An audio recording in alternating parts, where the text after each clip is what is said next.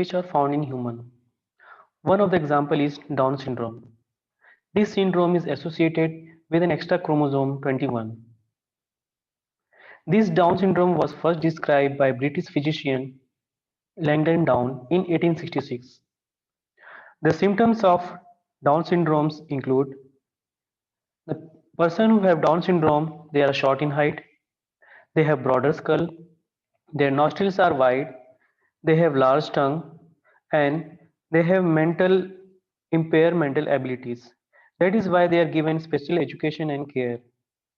Their lifespan are shorter than normal people. This figure shows the karyotype of female having Down syndrome. Instead of having 46 chromosome, they have 47 chromosome, including 2 X chromosome and extra chromosome 21. So karyotype of Down syndrome patients are written as 47XX plus 21.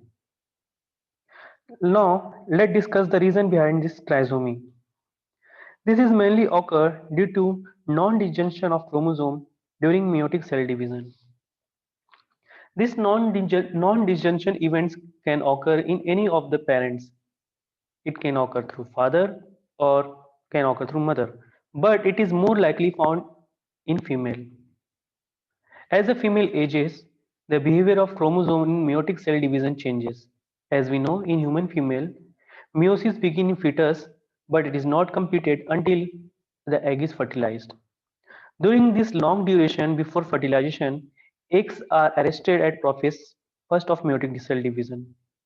During this arrest phase, the chromosome may get unpaired and then non-disjunction of chromosome take place. So older female have greater chances to produce aneuploid gamete than younger female.